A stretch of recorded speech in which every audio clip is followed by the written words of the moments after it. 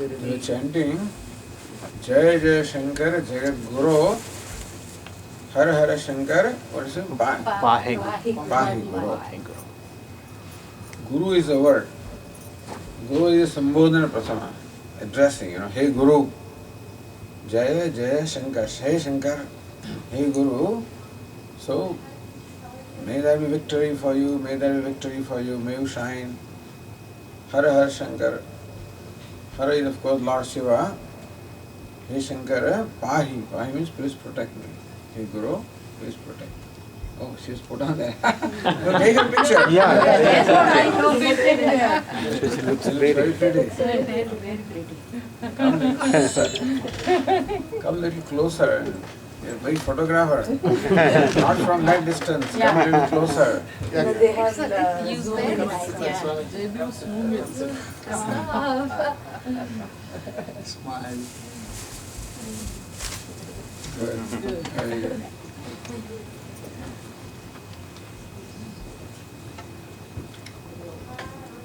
The fourth vibhakti of the word Guru is Gurave. Tasmai Shri Gurave Namah. And so it depends on what the usage is, accordingly that vibhakti is utilized.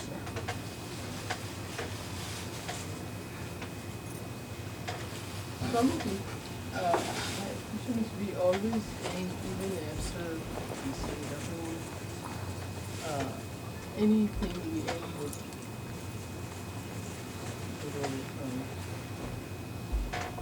Namaskar. Yeah. Always we To see, there are 16 steps to a puja, and the last is namaskar. So, to whichever deity we are performing puja, you start with dhyanam, avahanam, asanam, padyam, arghya, achmaniya, snanam, and then vastra, alankara, etc., and then pushpam, dhupa, deepa, naivedya,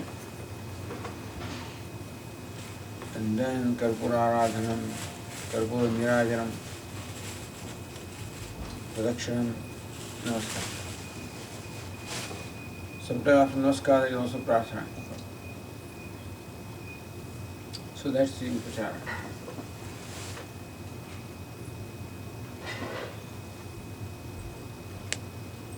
Like you are receiving a revered guest in your home, that's how we do the puja of the devata also. So whatever offerings we normally make, we make to the devata also. But we always aim with Harih Om, Shree Viditatmananda. Oh, that is our, yeah. We end everything with Oh Harih Om, Shree Viditatmananda, offering our namaskar to Guru. Even after Bhagavan, after all that, Guru is the last word. Yeah, What yeah, for us, yes, right.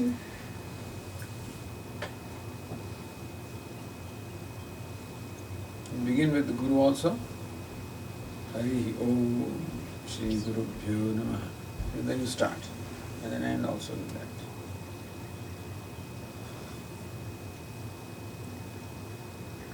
So anybody has any questions? Swamiji, since we are doing this for, and there are some children as well, we usually talk about Guru Purnima, what is the significance? Maybe, Guru Purnima. why we do? It is Purnima means the full moon. It is also called Vyasa Purnima. In fact, that's the day Veda Vyasa appeared on this earth, and so it's called Vyasa Purnima, and that is celebrated as Guru Purnima. So Veda Vyasa represents the Guru, and so that way Veda Vyasa is called Veda Vyasa because he arranged the Vedas. So Vedas were there, of course. He did not write the Vedas or create the Vedas. He arranged them into Yugdra Veda, Yajurveda, Samaveda, Saraveda. So therefore he is called Vyasa, Veda Vyasa. And he is supposed to be the incarnation of Lord Vishnu. About Veda Vyasa it said, Achatur Vadano Brahma, Vivahura Paro Harihi, पानी चाहिए? It's here. Swamiji will have.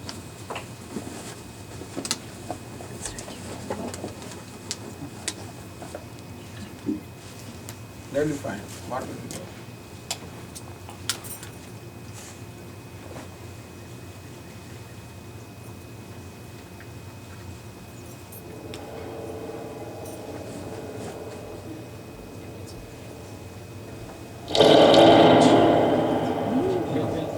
He'll go. It goes into echo. That's echo. Yeah. Everybody able to hear in the back? They can hear. Some people can move come forward. forward. There's a lot of space here.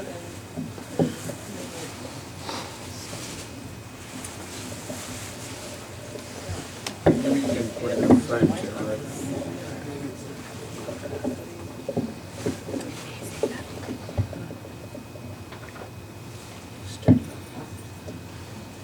अचतुर्वदनो Brahma द्विबाहुरपरो हरिः अभाललोचन शंभुः भगवान Badarayana. He is Brahma. So he is equated to Brahma, Vishnu and Mahesha. A Chaturvadano Brahma. Brahma has four heads. So this is it, Brahma without the four heads. With Brahma with one head. A Chaturvadana. Not Chaturvadana, not four heads. So Brahma without the four heads. Vivahura Paro Hari, he is Hari or Narayana. Narayana has four hands, but he is Narayana with two hands. Abhalochana Shambhu. Shambhu has three eyes, but this is eye without the third eye. So he is Brahma, Vishnu and Shiva. Bhagavan Badarayana. So that way he is Badarayana also because he performed his tapasya in the kshetra of Badari. He lived there with performing penance. Therefore, in the Badari kshetra, otherwise called Badarayana. He was born on an island that is called Dvaipayana. He was dark in his color, so it's called Krishna. So his name was Krishna Dvaipayana. And he's called Vyasa because of arranging the Vedas. He's called Badarayana because he lived in the Badari kshetra and performed the tapasya. And Veda Vyasa is credited with having composed all the Puranas, all the 18 Puranas are supposed to be composed by Veda Vyasa. Badarayana has composed the Brahma Sutras. But most well known he is on account of his composition of Mahabharata. Vyasa, Veda Vyasa is most well known for his composition of Mahabharata. It is the largest poem of the world, having 100,000 couplets, 100,000 verses. And so that was his magnum opus. And so there is nobody like him. And that's the reason why his birthday is celebrated as the day of Guru. So it's a teacher's day for us. Like Mother's Day, Father's Day, but Teacher's Day. It's Guru Purnima. And we were saying last night how we are indebted to many beings, and one of them is our indebtedness to Guru. Because the Guru and all the sages have given us this knowledge, and therefore we are highly indebted to them for having given us the knowledge.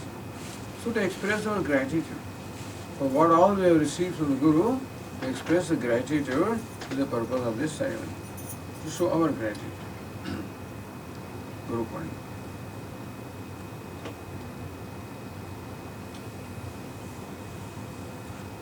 He yesterday read one line of that verse. Drishtanto neva drishtaha tribhuna jathare sadguru jnanadatuhu. Adi Shankaracharya also is well known, and he has written a work called the Satashloki. In the invocation, he begins the prayer to his Guru in that Satashloki. Satashloki is a composition of 100 verses. It's a very beautiful composition of Vedanta. And it is an invocation to the Guru. He says, Drishtanto neva drishtaha tribhuna jathare Sadguru Jnanadatu. Jnanadatu Sadguru Dushtantah Tribhuna Jashare Neva Dushtah. So he said, I wanted to describe my Sadguru. Who is Sadguru? The one who has given the knowledge of Guru. Guru is the word, is made up of these two letters, Gu and Ru. And there is a verse which says, Vukaras Tandhakaro Vai, Rukaras Tandivartakaha, Andhakar Nirodhitvat, Guru Rityavidhiyate. The letter Gu stands for Andhakar. Gu Samvarane. Letter Ru stands for that which removes Andhakara, meaning the light. So Andhakar Nirodhitvat, Guru iti avidiyate, because the Guru dispels the darkness of ignorance from the heart of the disciple, that is called Guru. And so, basically, Guru's job is to remove the darkness of ignorance. Sadguru. Sadguru is the one who has removed the ignorance with reference to Sat. Sat means the existence, means truth. So one who has removed my ignorance with reference to truth, with reference to self, with reference to reality. And that's the highest knowledge. Knowledge, gaining which nothing remains to be known. Knowledge, gaining which there is complete satisfaction in life. Because, as Vedanta explains to us, the primary problem in life is ignorance, that we do not know ourselves truly, and that because of that ignorance we have the false notions about ourselves, and therefore all our sorrow is only because of ignorance. So, removal of sorrow takes place by removal of ignorance. And therefore Sadguru. So Guru, who gives me the knowledge of the self, he, by enlightening me with the nature of knowledge of nature of myself, he removes all the sorrow, liberates me from the sorrow, thus I become liberated. Mukta. So Sadguru. So Shankaracharya ji wanted to praise his Guru. And how do you praise? You praise by giving a drishtanta or illustration. So says, I looked in all the three worlds. Our concept of the universe is three worlds. This world, the intermediate world, and the heaven. Bhuhu, Bhuvaha, Suvaha. These three make up the whole world, the whole universe. So he said, I looked in the whole universe. Tribhuna Jatare. In the stomach of all the three worlds I looked. But then I could not find a single illustration to compare my Guru with. There is nothing that can compare with my Guru. So somebody said, well, how about a philosopher's stone? You know what a philosopher's stone does is, if iron touches philosopher's stone, then iron turns into gold. That's called parasmani. And so in English they call it philosopher's stone. If it touches iron, the iron converts into gold. How about that? That is the most wonderful thing. So he says, Sparshachetradhyavaktaha sarnayati yadaho swarnatam ashmasaram says, yes, this philosopher's stone is definitely great because it converts the iron into gold. It still is not satisfactory. Naspashatvam tathapi. But a philosopher's stone also cannot convert iron into philosopher's stone. Philosopher's stone can convert iron into gold, but cannot create another philosopher's stone. Naspashatvam tathapi. Shrita Charana Yoge Sadguru Sviya Shishye Swiyam Samyam Vidhatte. But Sadguru, what does he do to those disciples who are surrendered to his feet? In fact, makes them like himself. So Guru creates another Guru. Every Guru also at one time was a disciple. And so Guru creates a Guru. In that sense, even a philosopher's stone, which is the best in converting also, is not adequate to compare with my Guru. Sita Charana Yoge Sadguru Sviya Shishye Swiyam Samyam Vidhatte. Swiyam Samyam Vidhatte. He makes them similar to them. Therefore, he becomes incomparable. The Sadguru, meaning particularly Guru, he gives us self-knowledge, he is incomparable. So what can we do? We can only praise him. That's all we can do. We can worship him. So the way To express our gratitude, you are praising him by worshipping him. And therefore on the day of the Guru Purnima, it is customary to worship the Guru, to express our gratitude. That is Guru Purnima.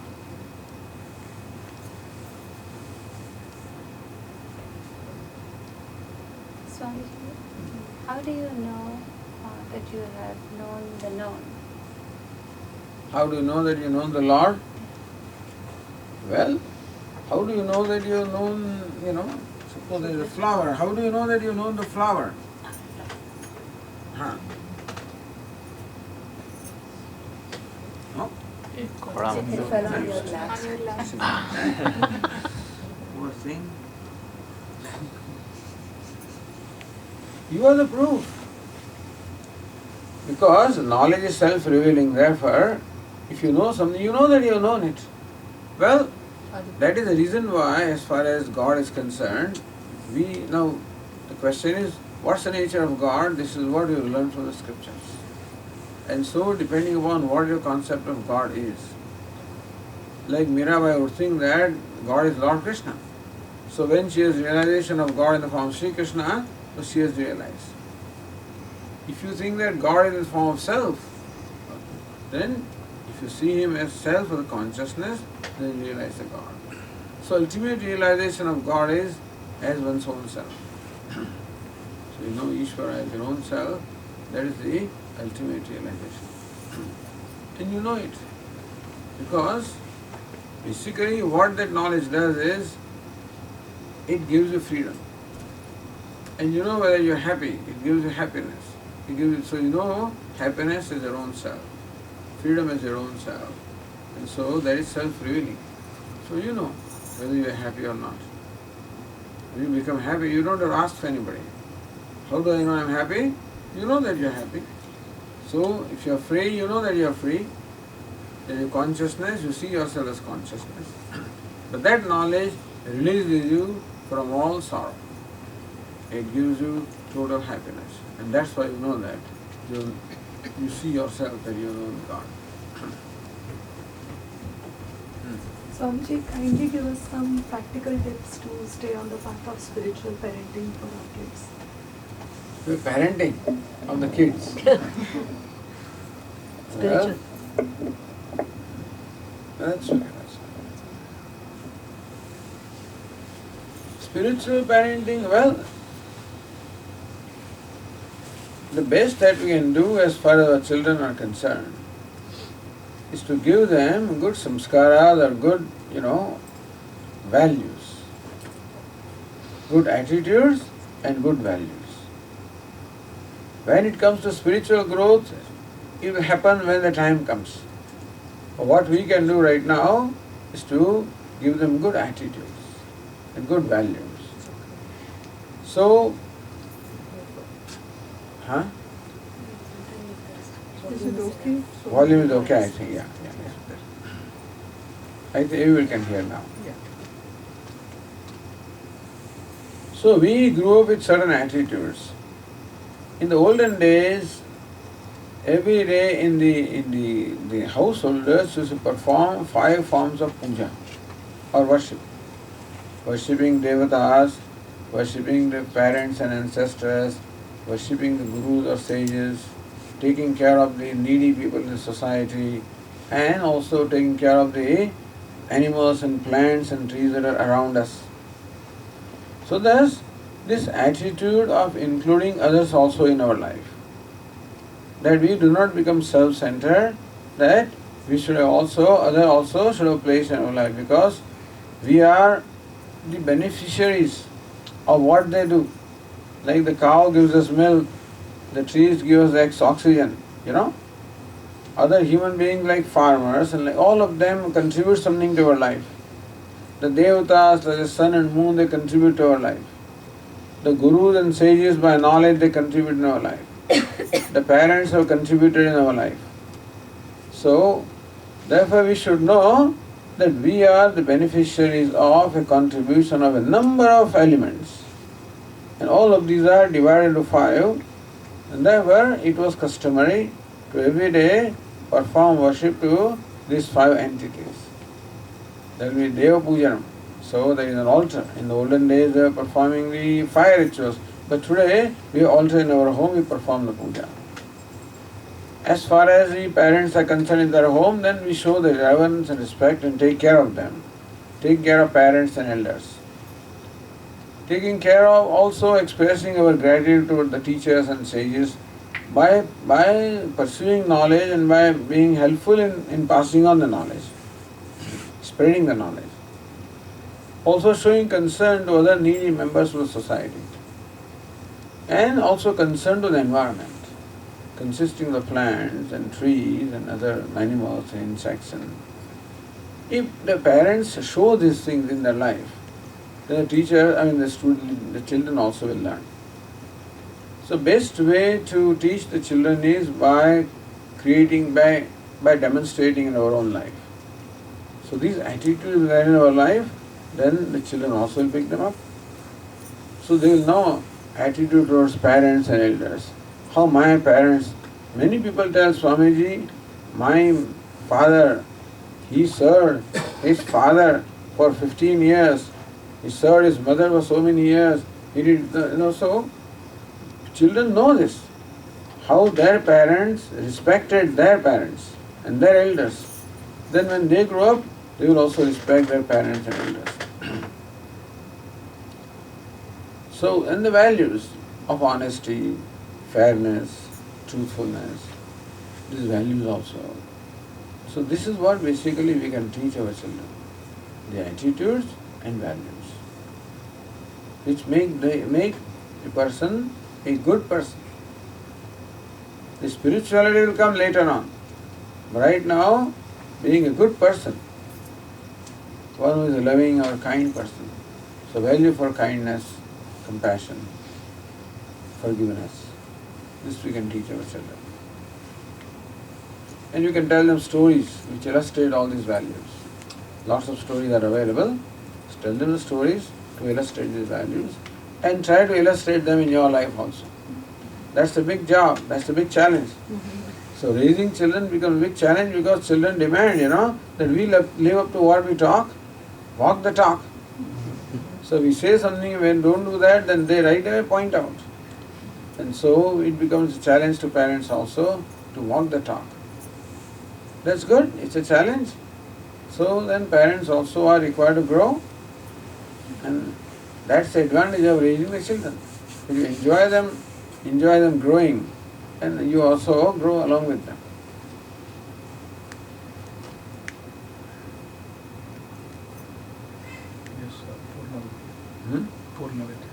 Yes, we have the children's classes going on.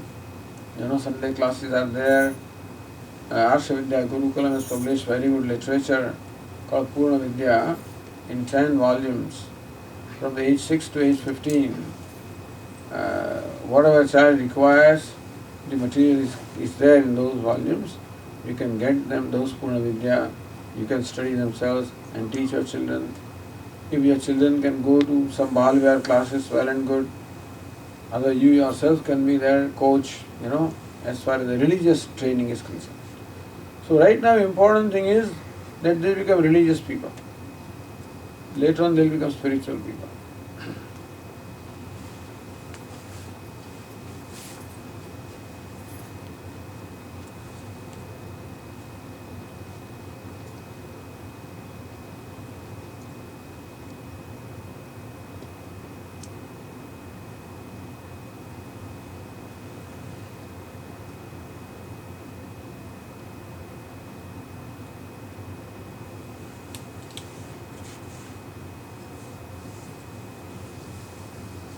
Anybody else? Swamiji, can you say something on organizing the Hindu Samaj, and not just for religious purposes, but for the Samaj itself? Organizing Hindu Samaj?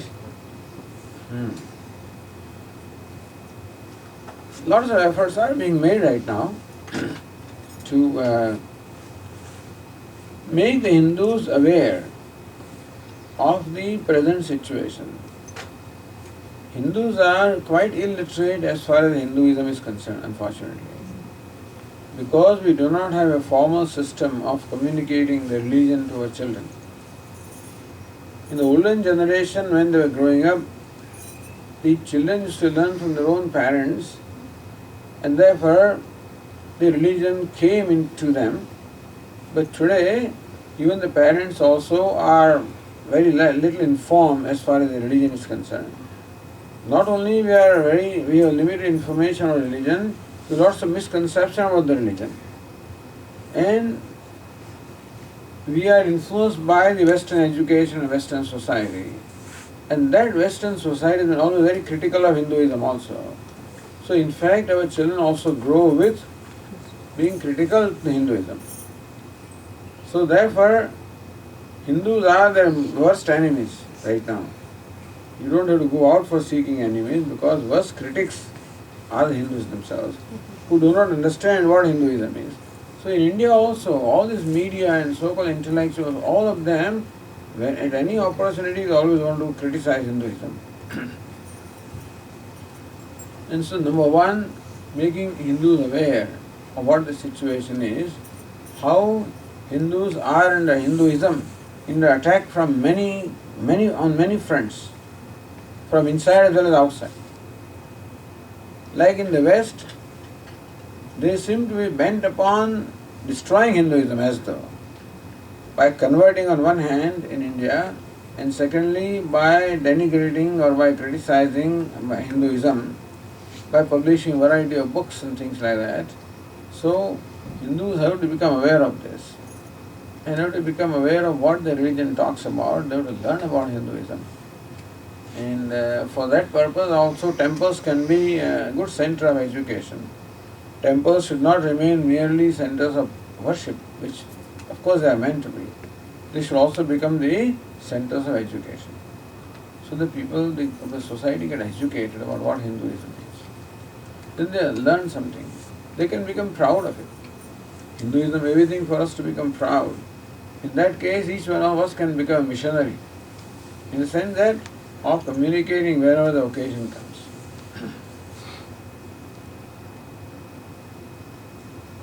So creating awareness is very important. Now Vishwa Hindu Parishad is organizing.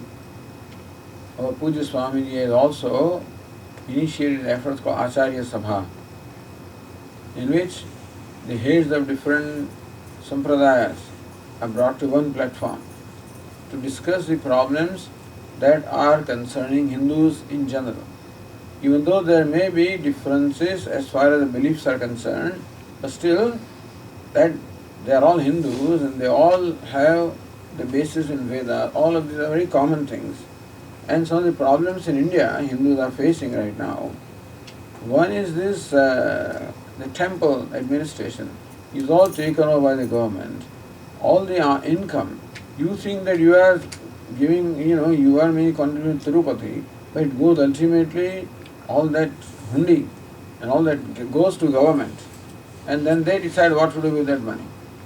And a lot of that money goes into charitable organizations, many of which are only converting Hindus. So you are in fact very often contributing for your own conversion. So this temple endowment is a big problem, with which Hindus have to work in India. And conversion is another important issue. How the Hindus are converted to Christianity, Muslim, but Islam, but Christianity to larger extent. Hindus are not aware of it. Basically, the people in India don't care. They don't care. We are so self-centered that we don't care what happens around us also. And therefore, to become aware that this is an important thing to know and then to work about. Therefore, our Swami also has started this, what we call All India Movement for Seva. That we have to provide seva to those deprived people in the remote areas of India, in the tribal areas of India who are deprived. We should reach out to them and provide them what they need. And one of the important things that we can do is education, educating their children. Because facility of education in those remote areas is very limited. So we are opening Chhatralayas, meaning the hostels, what they call students' home or hostels, where children from tribal area are brought to where the schools are. And we take care of them. Right now there are some 90 some more Chhatralayas are there all over India. So more than 3,000 students are studying in them and they are being taken care of. So educating them about our own culture, that at least makes them self-sufficient and prevents this further conversion also. That's side effect, but one of the desirable effects is that at least they will know what Hinduism is, they are raised in that. And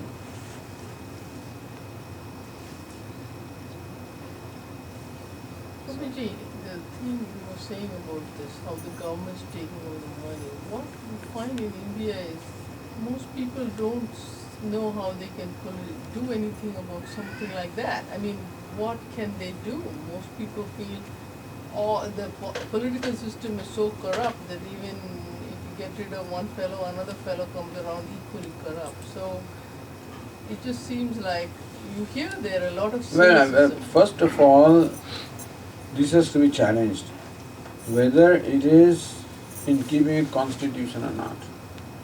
Because the minority shrines are not, the government doesn't do anything about Muslim or Christian or other shrines, nothing is done, they are minority. So majority here, in the name of that Hindus do not know how to administer their own shrines, and therefore the government is taking over. And in Tirupati, there may be an administrator who is a Christian, with nothing to do with Hinduism. At some point in time in Tirupati, people were infested by Christians. All their attendants were Christians, many of them, and they were passing all Christian leaflets, to people who are standing in line and things like that. Even there is a Sanskrit college, and the dean of that college used to be Christian, and so much against Hinduism. So that's how they are spreading in there, and so just become aware. There was a movement of there are 7 hills which are under Tirupati. They want to take over 6 hills from there to build churches there, right there in the neighborhood of Tirupati. Andhra Pradesh, I think, highest conversion in Andhra Pradesh, because this Reddy, Chief Minister was a Christian, and therefore he encouraged that conversion. Right now there is Congress. Congress also is pro-Christians also and Muslims, pro-minorities, because that's the vote bank.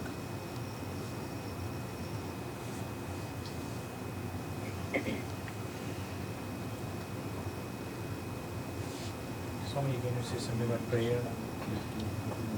Can we say something about the prayer? Yeah, tomorrow we're going to say, but anyway, Yeah, I know. prayer is a very, very important practice.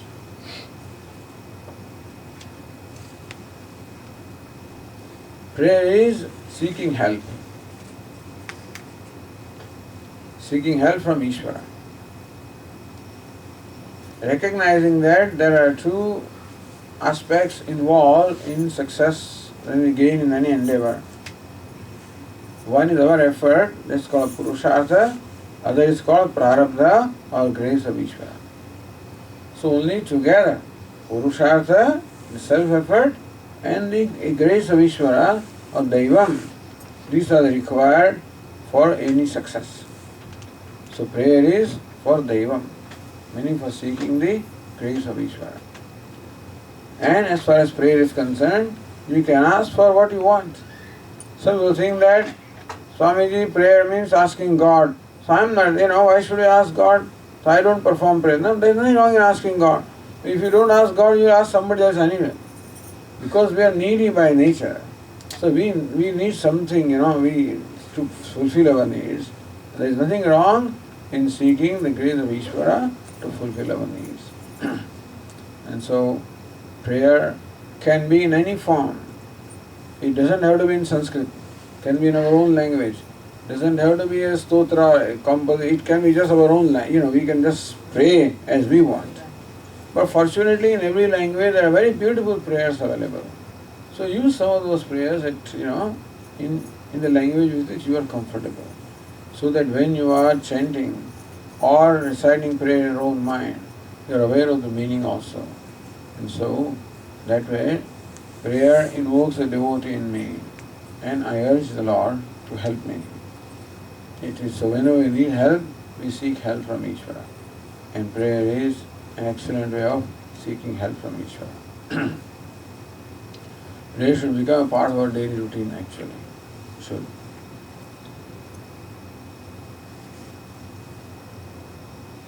You have a booklet called prayer. We'll give you a booklet. You have a booklet called prayer? Okay.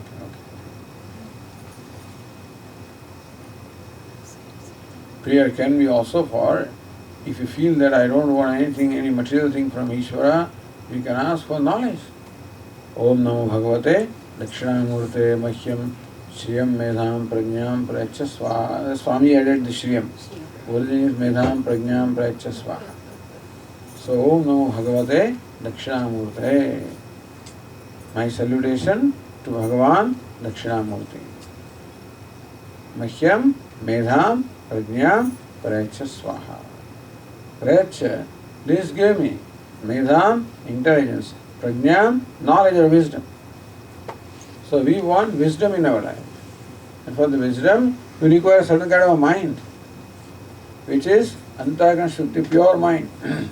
So please give me that intelligence, purity of the mind, and give me the knowledge. And added on Shriyam, because most people are in need of wealth also. And therefore, Shriyam, Medham, particularly the time came when all this downturn was there and the people losing their jobs and incomes and things like that. So Swami added Shriyam. Shriyam, Medham, Prajnam, Prayacha Swaha. Please give us. But as far as we are, if you don't want Sri in terms of the material wealth, Sri can be in terms of spiritual wealth. So Shriyam, Medham, Prajnam, Prayacha Swaha. Please give the spiritual wealth in terms of the good qualities. Medham, given the intelligence and the desire to know. And Prajnam, please give wisdom or knowledge. So prayer can be of different kind, meaning for different things. But as far as student of Vedanta is concerned, the prayer can be for Medha and Prajna, for intelligence and wisdom. Or prayer can be for anything, whatever you want. So Adi Shankaracharya's parents, they did not have a child until they were old. So they went to a Shiva temple, performed the penance for a long time, and Lord Shiva appeared in the dream and asked, what do you want? You want a son like you? So Lord Shiva said, okay, I'll be born as your son. So he was born as Adi Shankaracharya. That's what he said. So prayer can be for anything. There was a great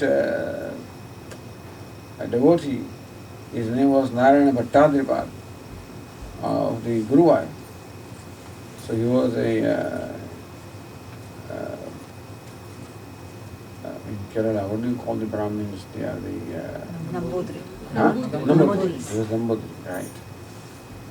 And he was suffering from paralysis. So he prayed to the Lord.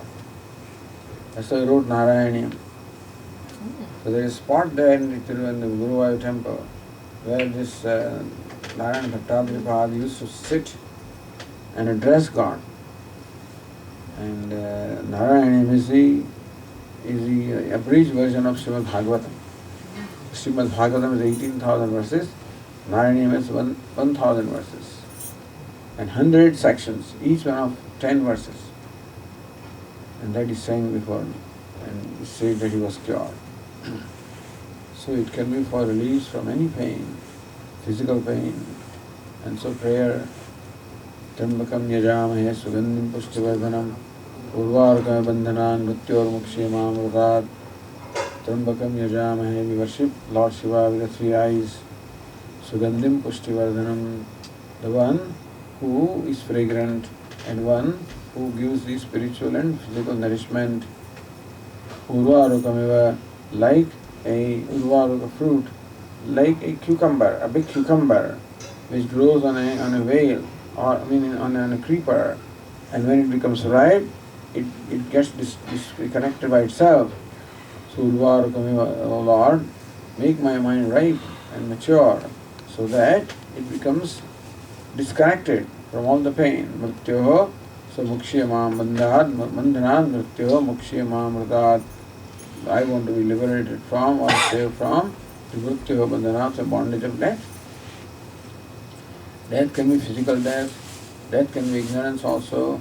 So please release me from ignorance. Mritat, and do not deviate me from immortality. So release me from mortality, from ignorance, from death.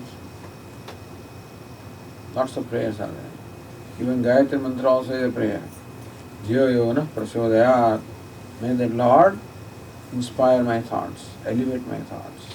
Swamiji, if you're praying for somebody else who is suffering, then what is the prayer? You can chant Mrityunjaya Mantra also. For them also, right? Yeah, you can chant for somebody else also. Yeah. Swamiji, yesterday you were talking about consumers and contributors, and in that context, I just we can expand a little bit more and talk about aim for silver. He's going to do it tomorrow. Because some of our guests here only for today, and so that maybe we have the opportunity.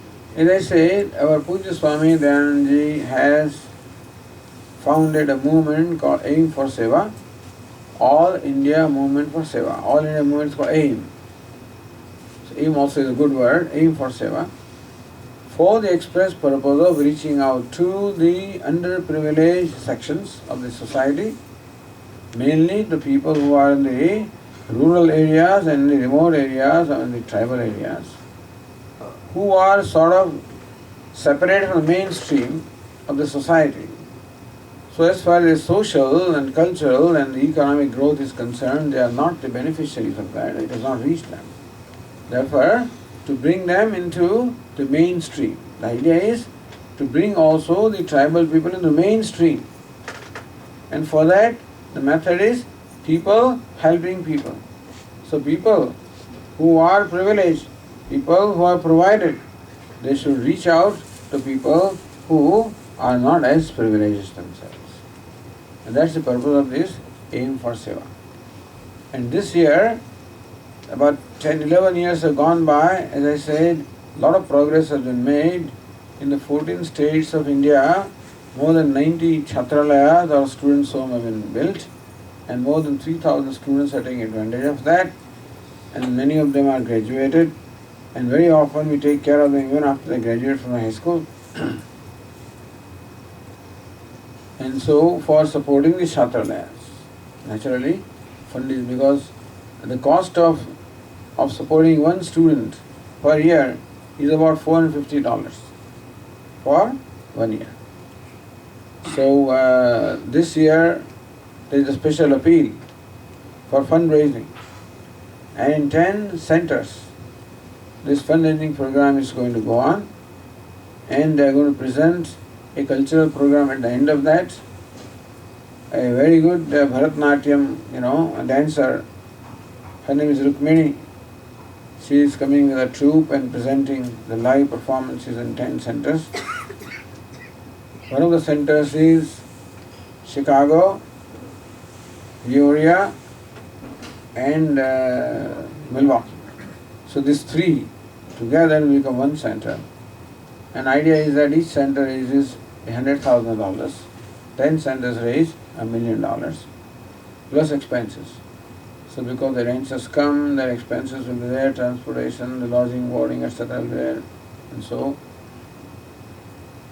Therefore, so effort is initiated in these three places, and therefore there is an appeal to everybody to please contribute generously to this cause of Aim for Seva, All India Movement for Seva. Tomorrow evening.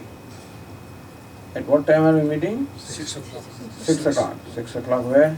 In the temple. In the temple. Okay. So we are meeting tomorrow. Please do come there.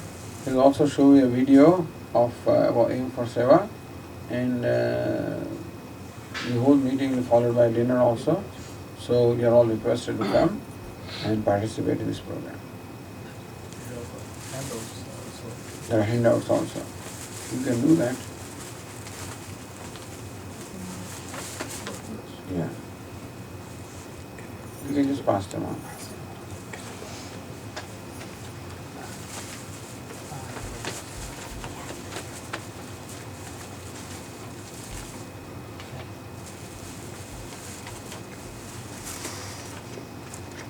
The idea of a contributor versus a consumer, that's what we were talking last evening. One of the attitudes we can teach to our children. See, coming to the child, raising the children, listen, home, yourself. What's your name? Bakul. Bakul, okay. So one of the important values we can teach to our children is the value for being a giver. Be a contributor. Although the child is a consumer, we all remain consumer until we stand on our own feet. But then we should become contributors. So therefore, one of the important values to reach out to the needy. A child can be taught to reach out to the needy. Reaching out doesn't have to be only in terms of money. It can be any way. When the child finds somebody needy, that he has at least his tendency and the value of reaching out, attitude. So attitude of contributor versus the consumer. But that's where the real happiness is. The real happiness is the happiness that comes from contribution. Happiness that comes from consumer is a short-lived happiness. And this one is sustained happiness.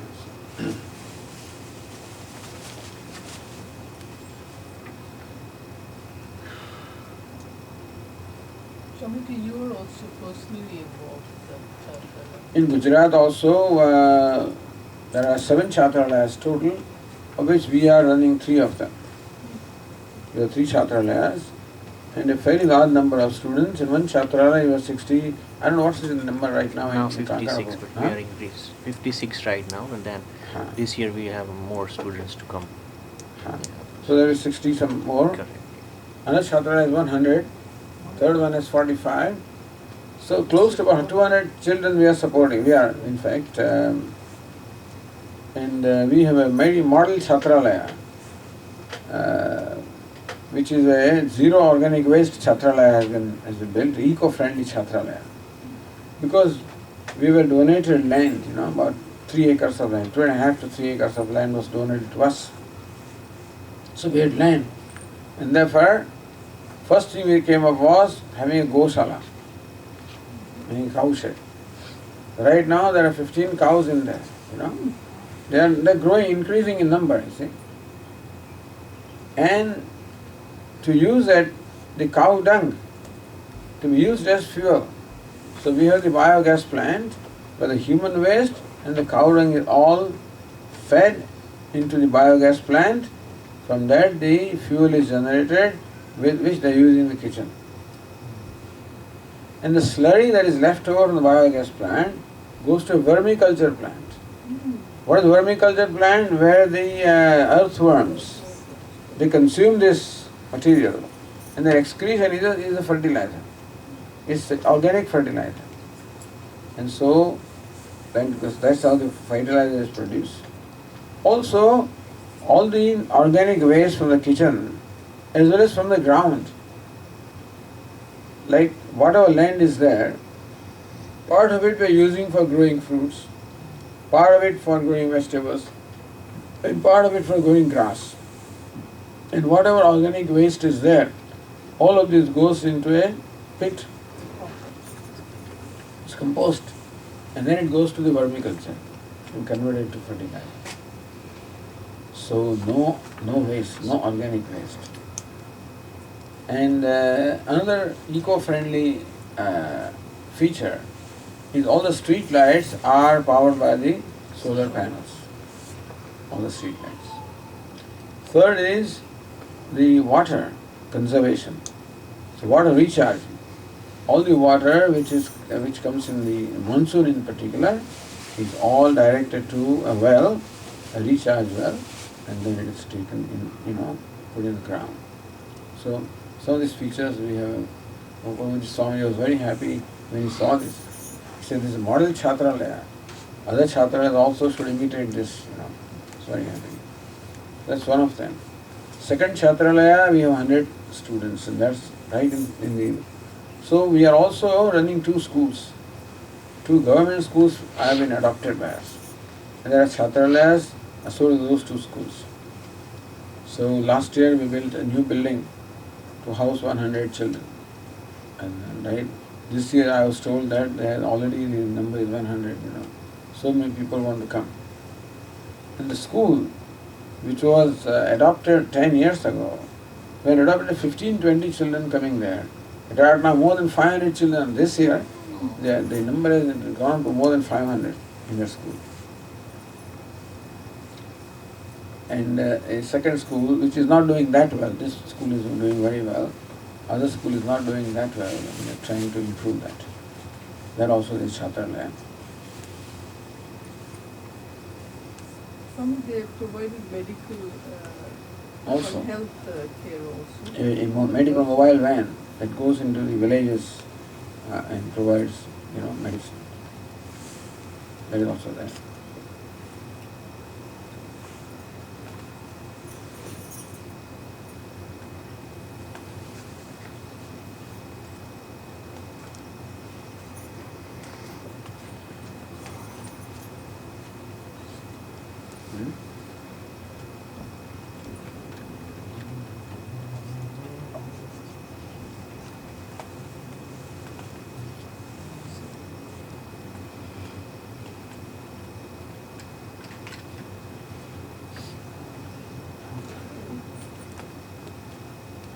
Swami, how to, we learn Vedas, but how can we apply it to the workplace? Well, the best text to study, to apply to the workplace is Bhagavad Gita. And Bhagavad Gita teaches us some important values and attitudes. Are you there in the evening? This evening? Okay, so we'll discuss them. But basically, Bhagavad Gita, workplace is number 1, relations with other people. And attitude with reference to other people is of basically being helpful, basically being contributor, and we're interacting with the colleagues, interacting with the boss, interacting with the clients, with the suppliers and others. The basic value in interacting with the people is one of accepting people as they are, with their virtues and limitations. Nobody is perfect. So recognizing that everybody has difficulties, limitations, and so accepting, respecting people with their limitations, and not condemning because of the limitation, not condemning because of somebody may be angry, somebody may be greedy, you'll find all these people with this anger and greed and lust and jealousies is there everywhere. As best as possible, we be compassionate to these difficulties that people have. See, anger, greed, all of these arises from inner pain or difficulty. And therefore, as best as possible, not retaliate, but be compassionate, be forgiving, be tolerant as much as we can. At the same time, protecting yourself from their attacks. At the same time, that's also important. It's important to protect yourself also. So not allow others to hurt you. We have a value of not hurting others, but at the same time, we don't allow others to hurt us as best as we can. So in the workplace, in the interaction with people, the value is acceptance of people in our mind, respecting people and being compassionate. All these attitudes are in our own mind. We don't declare them. Like he says, that Lord Krishna says, Samatvam Yoga Uchyate, that you are even-minded in success and failure. So suppose an owner of a business says, my employees, don't worry, I'm even-minded to profit and loss. Suppose you declare that, then nobody will make effort for profit. So these values are kept in your own mind. Your detachment is to be kept in your own mind. Your compassion kept in your own mind. But Your behavior will say that. At the same time, certain things are to be kept with yourself, not declared. Otherwise people may take advantage of you. In that sense, I am saying that have these attitudes and values, but then keep them to yourself.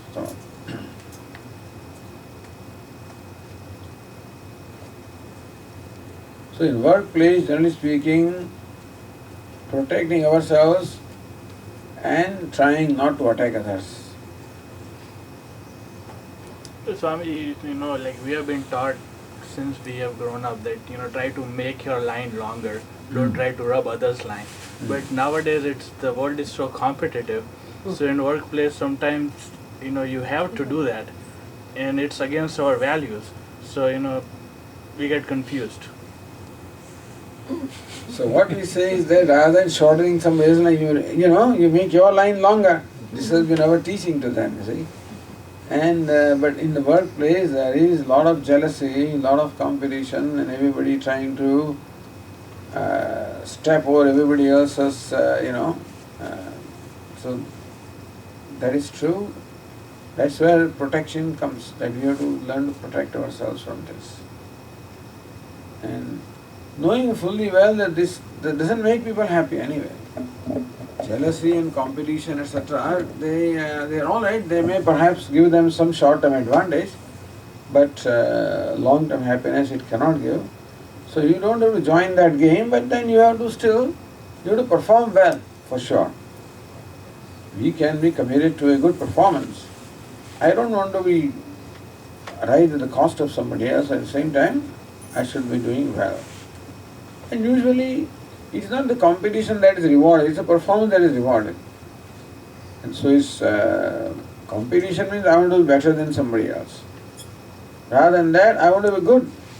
I compete with my own self and always seek to improve my own performance. That's what will count ultimately. That's what will count. But you have to sell yourself. Basically, what you are saying is that the workplace requires that you have to sell yourself. But if you have to do that, because otherwise nobody will take note of you. They should. Your performance should speak for yourself, but if it doesn't speak, then we may have to perhaps announce or declare, that this is what we have done. And it is true that it is against the value. At the same time, if practical situation calls for it, it's nothing. You are not being dishonest, but then at the same time, you have to let the people concerned know what you have done. That is true.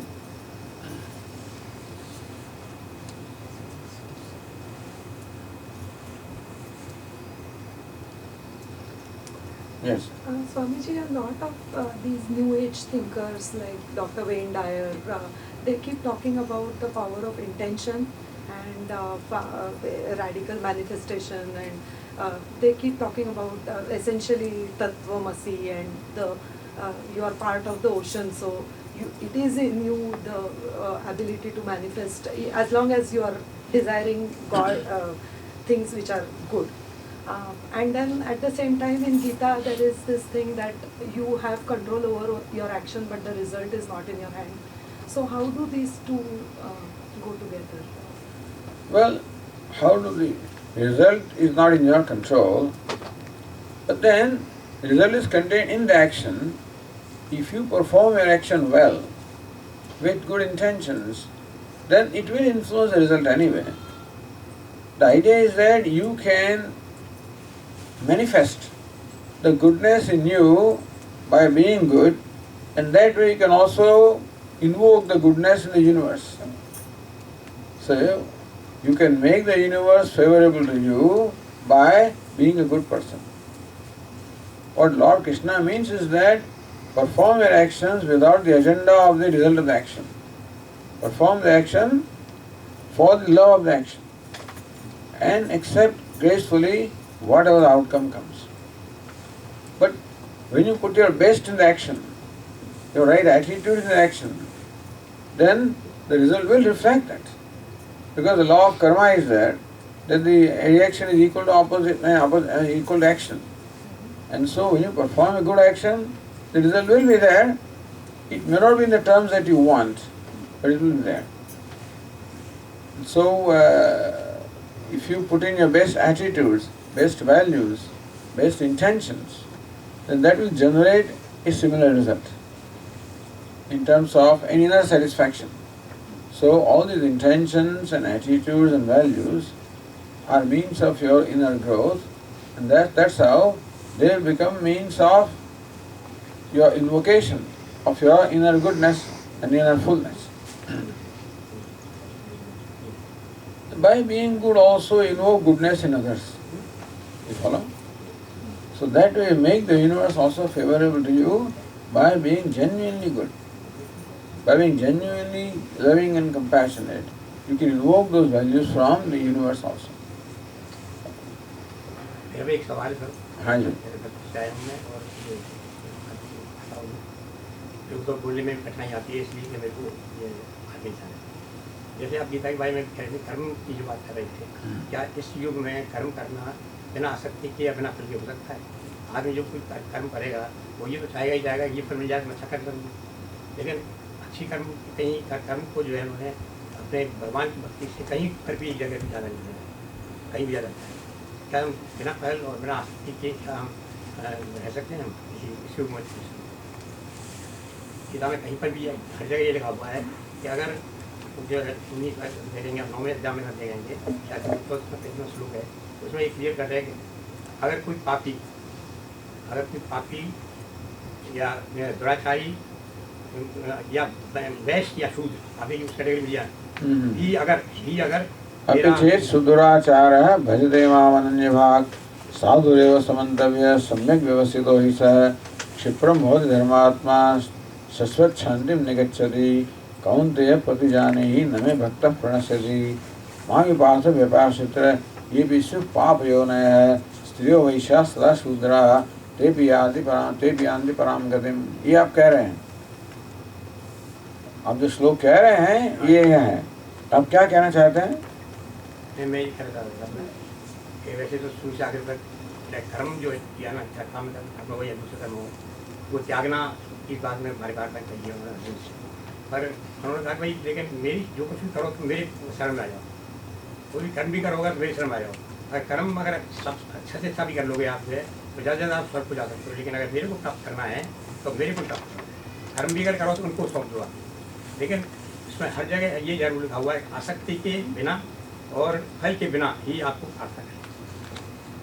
कहीं एक आध अध्याय को छोड़ करके हर अध्याय में कहीं ना कहीं ये भगवान बोलते हैं कि भाई आप कुछ निष्काम बनिए। भाई निष्काम आपको तो बहुत कुछ दिया गया है, भगवान ने दिया है।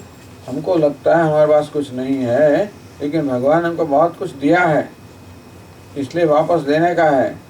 जितना हम ज़्यादा मांगेंगे उतना हम ज़्यादा ऋणी बनेंगे। बहुत ऋण हमारे ऊपर उगाया है, तो इसलिए बोलते हैं कर्म करते समय देते जाओ तो आपका ऋण कुछ कम होगा।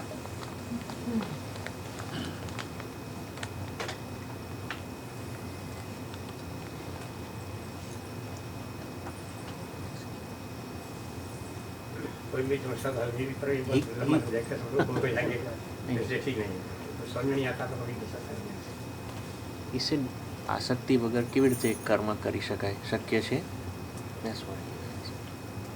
बिना आसक्ति कर्म हो सकता है। आप प्रेम से कर्म कीजिए। जो कर्म आपको पसंद है, जैसे किसी को गार्डनिंग बहुत पसंद है तो आराम प्रेम से कीजिए, कर्म का आनंद लीजिए। वो कहते हैं भगवान कहते हैं कर्म का आनंद लीजिए। कर्म फल का में से आनंद प्राप्त करने की अपेक्षा रखने के बजाय कर्म में से आनंद लीजिए। फिर जो भी कर्म फल मिलेगा उसको स्वीकार कर लीजिए।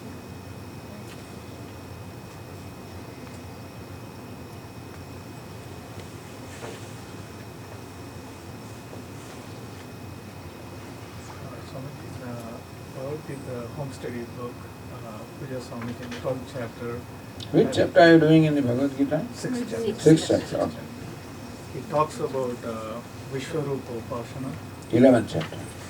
That's 11th. 12th is He's talking about in something 12th chapter. 12th chapter. He mentions it, Vishwarupa Upasana. Can you elaborate what that means, Upasana? Upasana means worship. Evam satat yuktaye bhaktastvām paripasate echaapyaksharam avyaktam tesham. So Arjuna is asking, see the 11th chapter of Bhagavad Gita, which is called Vishwarupa Darshana Yoga, where Lord Krishna showed his cosmic form. And conclusion of the chapter was Mat karmakrit, mat paramaha, mat bhaktaha, sangavarjitaha, nirvairaha, sarvabhuteshu, yas samameti pandava. So how to worship Bhagavan? Mat karmakrit, whatever karma you perform them for my sake. Mat paramaha, I must be the ultimate goal in your life. Mat bhaktaha, your love should be also for me, be devoted to me. Sangha varjitaha, give up your attachment to the worldly things. Nirvairaha, and become free from all enmity. Become free from enmity as well as attachment. And direct your mind, intellect and soul to me.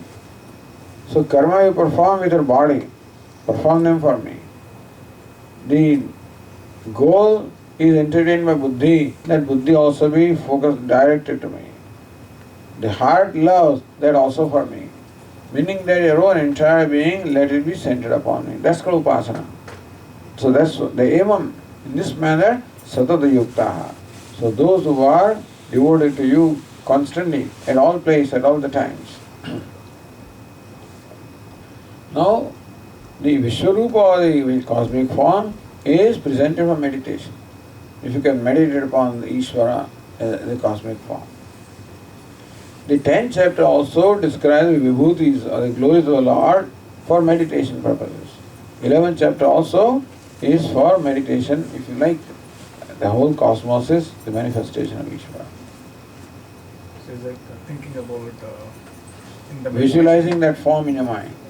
Upasana means mental worship, or visualizing that form of Ishvara in your mind.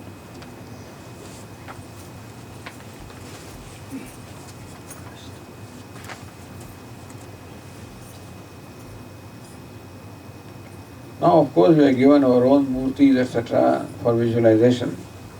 But those days, the idol worship was not there, and worship was done through devatas or through the nature's orders. Worship of Ishvara was done.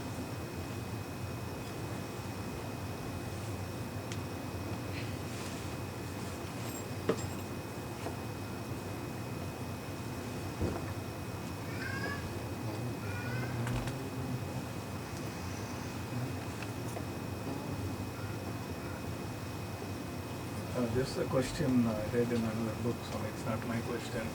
If Ishvara is all-knowing, then do we have a free will? Because free will means that I'm making a choice for the future.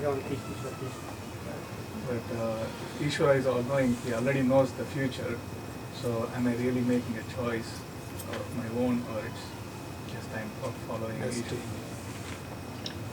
Well, Ishvara is all-knowing, which means that he knows all possibility of choices. You make choice and all possibilities are all known by Ishvara, but you make a choice in one of those possibilities. So Ishvara is all-powerful, means that you don't transcend his power. But within that, whatever possibilities are there, that you have, and so you can make choice among the possibilities available to you. That much freedom you have.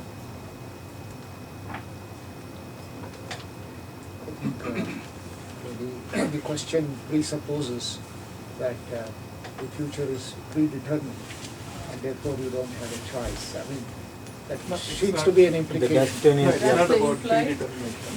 It's about, since Ishvara is all-knowing, that means he already knows what's going to happen. What's going to happen. Predetermined, yeah. So which means that am I really Yeah, I mean that if it is like decided what will happen, then you don't have choice. It's not decided what will happen. That much freedom is given to you. What will happen will be known to him as it happens. And what will happen will not be necessarily what we think is going to happen. That's the other. Yeah, what will happen according to the laws.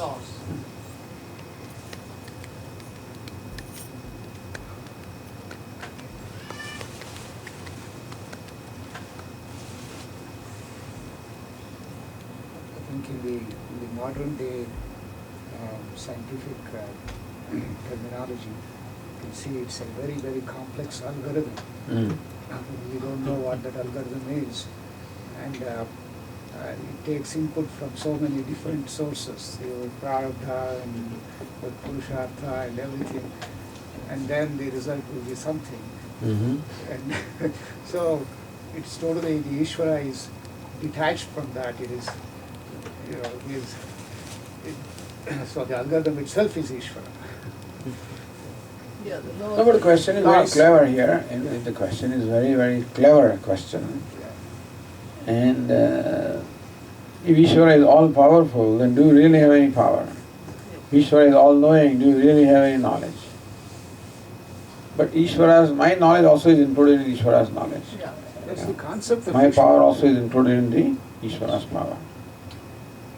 So we call it my power, but it is actually Ishvara's power. Ultimately, in as much as the jiva is not the ultimate reality, what that is Ishvara, and therefore everything is in order. That I am a separate being is my own notion. Ultimately, separation is only due to ignorance. I think that answers the question. Purushartha is also part of Ishvara's. It's not separate.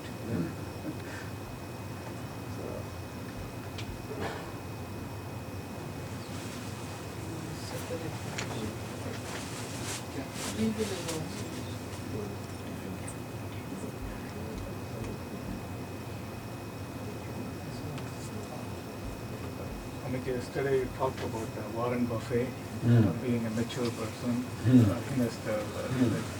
So in Karma Yoga,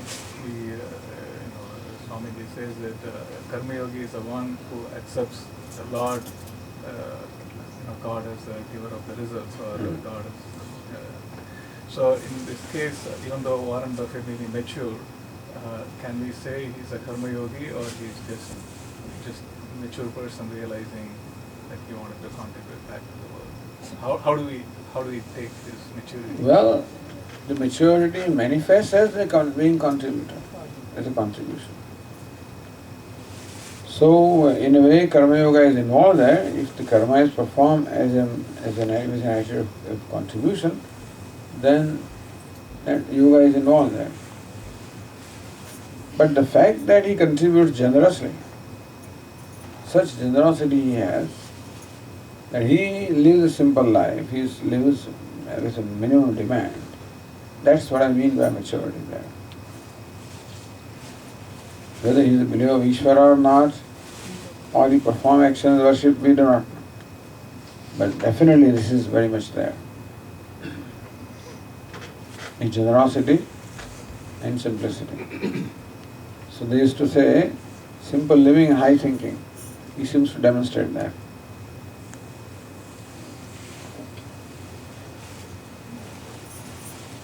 Yes, sir. We have a lot of rituals.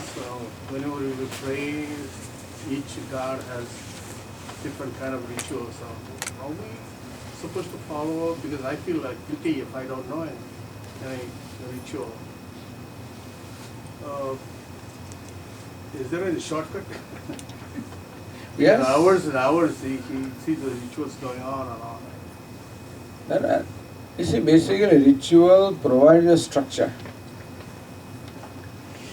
For doing anything properly, there must be structure of doing it. You will travel in an aeroplane, there is structure. How you should book your ticket, get your boarding pass done, go there, get your luggage checked, go to security.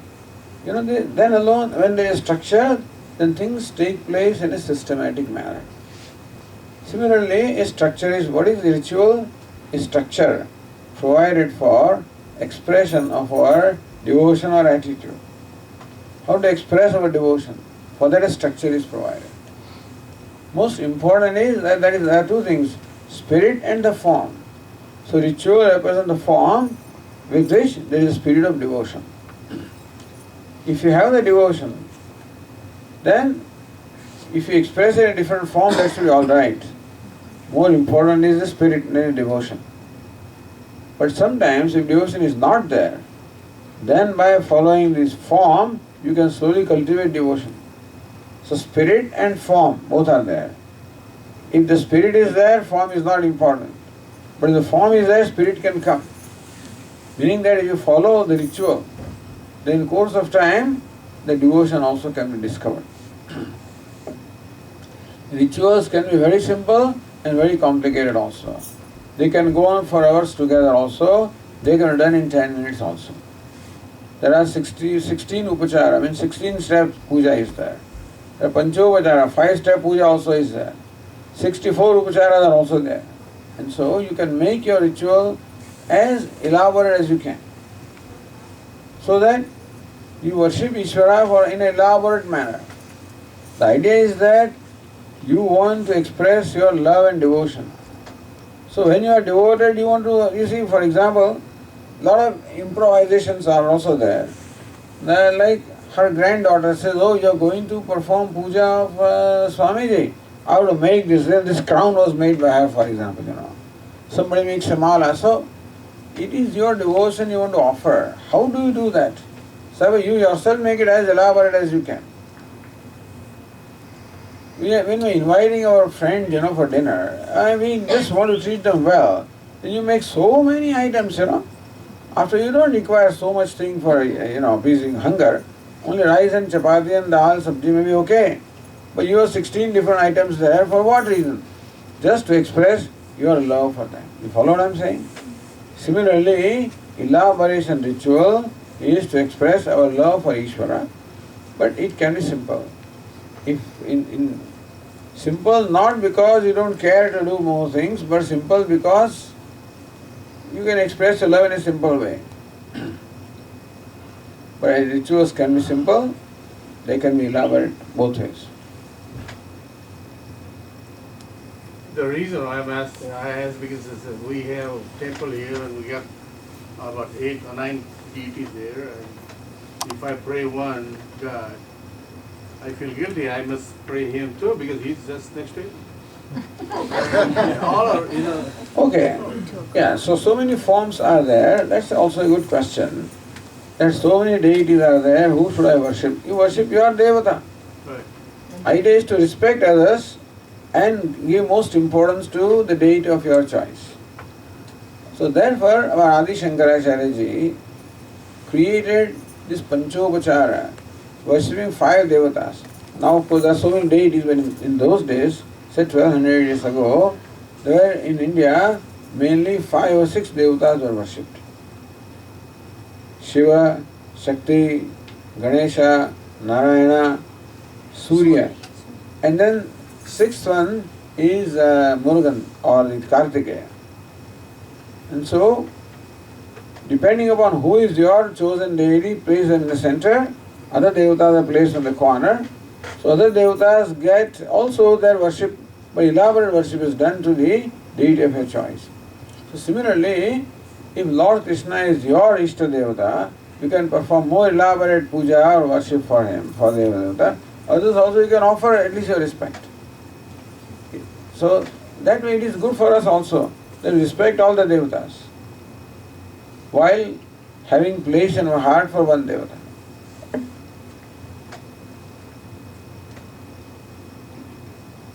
So about the Manas Puja, there is no rituals actually, Manas Puja. What is good, rituals or Manas Puja?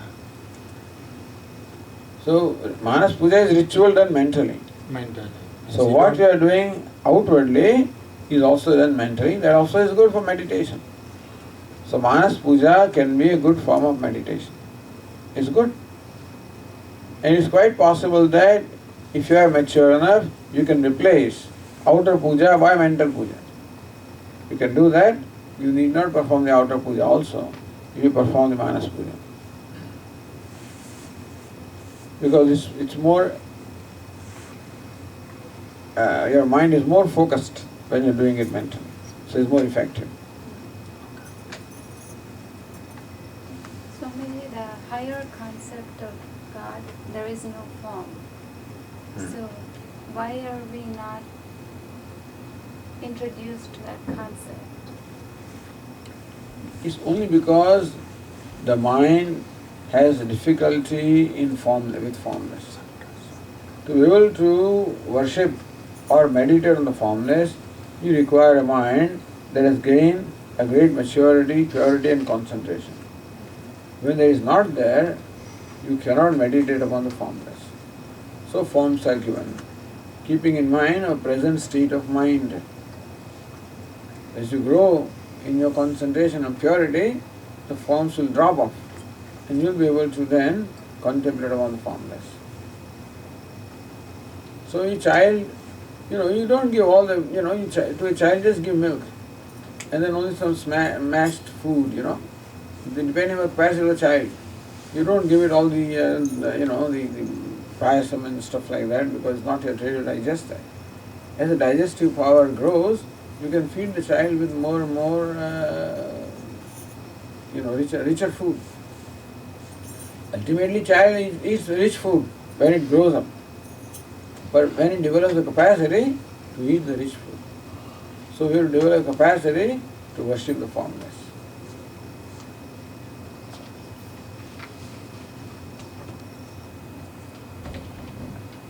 Yes, sir. Earlier we were doing a lot of chanting and they sounded good, it felt good, but I didn't understand anything of it. I couldn't even pronounce some of them. I enjoyed the whole ritual, but I don't think I got the meaning of it. So, what's the best stance? I just enjoyed the chanting and looked at the meaning, as I saw it. Is there a different way to get more out of it? Because I do this maybe once every year. Right. I don't quite know all this. No, I understand. It is all done in Sanskrit language, and right now we are sort of divorced from the language. There was a time when people were very familiar with the language, that this form of worship was very good. Now we have very little knowledge of the language, and therefore doing rituals in Sanskrit is not very effective. I must admit that. Ideally, it sounds great, yes. Ideally, this should be translated into our own language. These verses should be translated into our own language. We did it for two verses, for Shiva Puja and for Rama Puja. We have books where these verses are translated into equivalent Gujarati verse form, so you can recite. You can recite that. If something like that is done, then people will understand what they are doing. And I appreciate that. The whole group chanting felt good. Even if I didn't, yes. you felt good about it, and at least I try to enjoy that part. But Sanskrit has its own beauty. So Sanskrit chanting has its own effect. And when it's chanted in group, it is particularly very effective.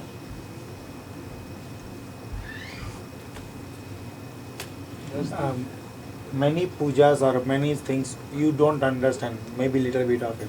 Still it is good to hear that. Like lots of stuff we hear and we love it to hear that. But we don't know exact meaning. Still it give us it gives a pleasure actually. Means we feel very good.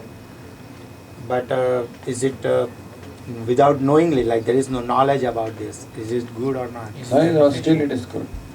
Like a lot of Vedic chanting, we may not understand the meaning of that, but chanting itself has its own effect. Yes. What kind of Effect on your whole personality, which are in your mind, on vibrations. That is why the Vedic, the children who are introduced to Vedic chanting from a young age of 6, 7, 8 years, by the time they are 15, 20, they learn the whole Veda, they recite that, may not understand the meaning. But you can see that luster on their face, that shows, because the Vedic chanting creates certain vibrations, which has effect on your body as well as the mind. And if any mistake by chanting, sometimes. Any mistake, you will be punished. Sometimes. That's why you have the Kshamapana mantras. Yes. Yeah, that's why At the end of the puja, we recite these shlokas. Avahanam na janami visarjanam, puja vidim na janami, shamasva parameshwara. Oh Parameshwara, please pardon me, because I don't know how to invoke you, I don't know how to I don't know how to conclude, I don't know the puja vidhi, and so with all mantrahinam, kriyahinam, bhaktihinam, sureshwara, yat pujitam maya deva, tadas paripurnam tadastute. That there is defect in mantra and kriya and everywhere, all the defects are there, oh Lord, please pardon. So it is customary to seek pardon. Yadaksharam padam brashtam matrahinam yad bhavet tatsaram kshamyatam deva paripur. So mantrahinam, kriyahinam, or yadaksharam, in word, in letter, in the sentence, there may be mistakes, so please pardon me.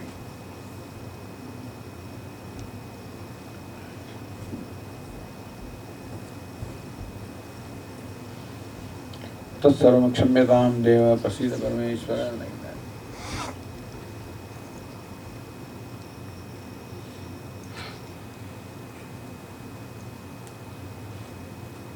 A lot of scientific studies being done on chanting. They find that a recent discovery of the neuroplasticity of the brain. So chanting these ancient chants helps to make the brain more flexible, learn new neural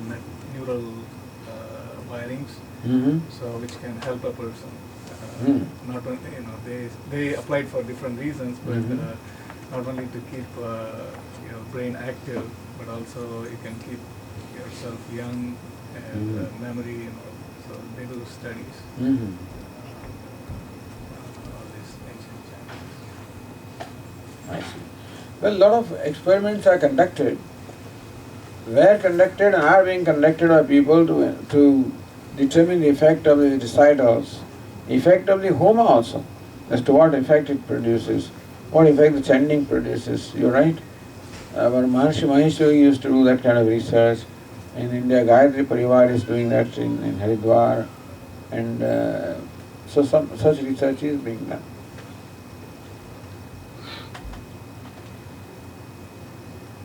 I think from our perspective, it all comes down to Shraddha. If we have Shraddha, then maybe we don't have to look at the scientific aspects. But the fact remains, in some ways it helps you. It helps your mind, it helps your personality, it helps your body. So then scientists tell you the mechanism, how it helps. We say it creates vibrations and helps you, but scientists can tell you in what way actually it works. So that's good. It complements, what we believe. We have Shraddha, and that is supported by the discoveries. This they have clearly demonstrated the water, the kumbha, they do this Udaka Shanti, and there are some mantras when they chant. The water is normally not polarized. After the certain amount of chant they have tested, it becomes polarized. This positive negative charge dipoles, they call it, they are randomly oriented. It's unpolarized water as a whole. After the chants, they all align themselves in one direction. They get polarized. So there is a physical effect. Some Japanese people have demonstrated this. Yes, Japanese also did. That's again. So then you take that as a tirtha, or you do the prokshana for purification. That's what. So traditionally, when a puja is performed, then normally bathing is done, to the Lord. It's called Abhisheka, with recital of mantras. And then a little bit of that water we sip as a prasad. The idea is, as Prasad is saying here, is that when you recite these mantras effect on the water. Recently Japanese people also demonstrated as to how the water with mantra and without the mantra shows different characteristics. So these recitals, all the rituals have effect. That's why what is offered as Naivedya becomes prasad, So these things do have effect upon the whole environment also. One of the example is Satyanarayana Kathano Prasad, 0. Always tastes good. Only during the puja it tastes good, otherwise not good. Actually, when you making a lot of Same way, ladies will tell doesn't you, matter. when you're making food as prasad, it always Always. comes out clean. That's You true. don't make, but that's also coming from your attitude. That's where it starts. Never get This it. Japanese research on water, it's not even just even having a good intention, because they say that the body is made up of 60%, more than 60% water. So any thought that we have, if the thought is of good intention, then we affect our own body in a positive way. And that's also done by the same group. They just write a good word on a piece of paper and stick it on a water bottle, and then they produce the good crystals. But if you put a bad word like I hate you or an angry tone and write it on a paper and put it on a glass of water, it produces a crystal which is very, it doesn't look good. Since our body is made of water, every thought that we have has an influence on our body. That's interesting. We know these things, or we told these things, but when the scientific evidence comes, we say, aha. So we are just not being told a story. This is really the way it is. Yeah, that's a verification, It's Yeah, always it's a good. verification. Shraddhavan labhate jnana. When you have Shraddha, then you gain the knowledge. So that's how this one creates also, yeah. Validates. Swamiji, in Gita, Krishna said that if your mind is pure, I am the thought. So, but most of the time we have combination of all these sattva, rajo and tamo gunas. So how to maximize the sattva guna so that our mind will be pure most of the time in our day-to-day life? That's the purpose of these attitudes. More we try to maintain good attitudes, more sattvic our mind will be. All these attitudes and values are based on sattva. So therefore, trying to have those right intentions, right attitudes will make the mind sattvic.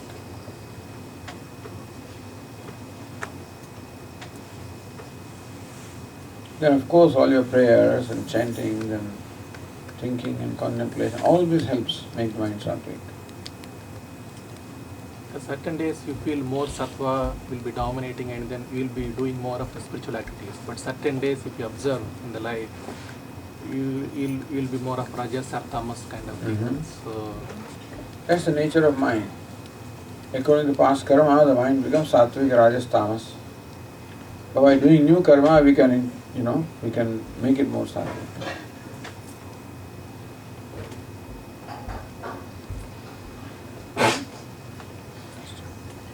So what's the time? 12. I think we can. 12 o'clock? No, you just Some ask your people- host. Some people came kind of late. Yeah, do pranam. Some of you who came. Anybody has any questions? Swamiji, what is the effect of meditation in daily? What's the effect of meditation? Same thing. Meditation means maintaining a certain thought flow in our mind. Basically maintaining a thought flow which is centered upon Ishvara. So Ishvara is pavitranam pavitram, means is pure. He is a purifier of all purifiers. Therefore, thinking about Ishvara purifies our mind. So meditation has the effect of calming the mind, healing the mind, purifying the mind.